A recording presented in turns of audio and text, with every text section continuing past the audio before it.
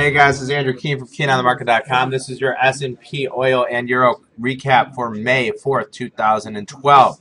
I've been talking about it for a while. Trading range, trading range, trading range. A couple days ago was the first on Tuesday with a bull day. We had a huge tail on top. And I was talking about how everybody on TV, all these people that are go on TV were bullish, bullish, bullish. Well, we totally reversed the next couple days. We're down about 50 points in the S&P from the highs. Now we have overlapping bars. So I've been talking about this for a while. I think we're stuck in the trading range. 1350, maybe even possibly 1335 to the downside, 1420 to the upside. When we were around 1400, even 1411, I said, I think we go back down before we go up. So what do we do now? I think we have a chance to go back up. We did close on the low of the day, which is very bearish. So we'll see probably more selling pressure at the beginning of the day on Monday. I think we see selling pressure at the beginning of the day, but I think we will rally back.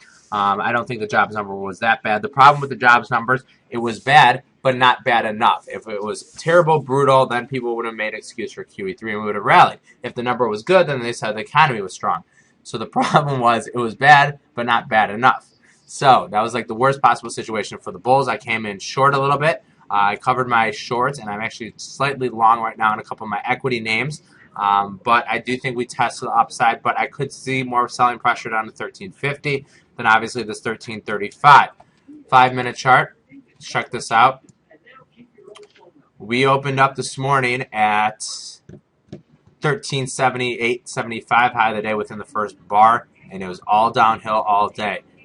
We just got collapsed all day. 16-point range, and we've been talking about this, that I've been talking about, that the ranges have been really, really a lot bigger than they have in the past.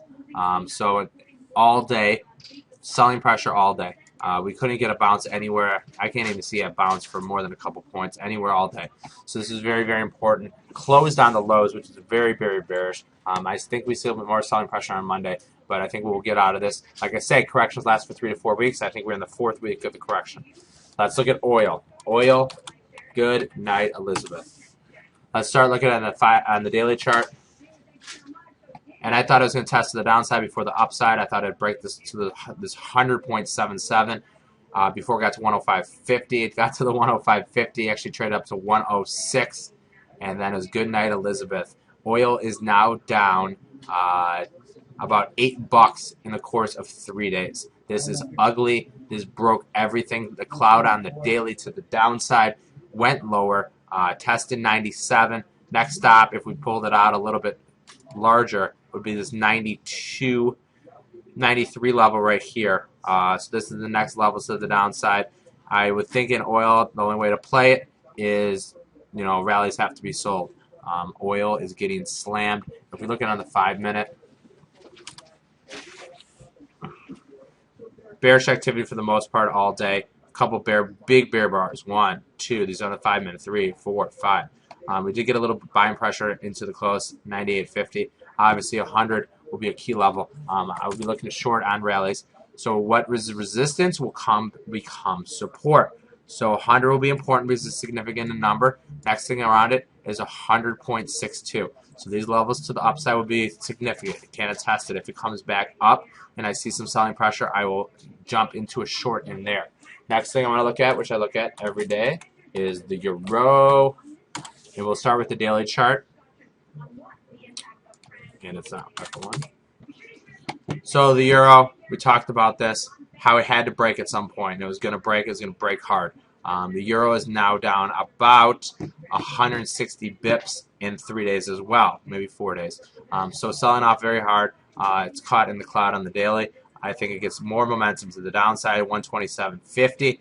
A lot of overlapping bars. So you could say trading range. You could say, it's stuck here for a while. It finally broke it. Should get more downside pressure. I've been talking about 127.50 for a while before it got to 135.50. I was short the euro for a while. I did take it off.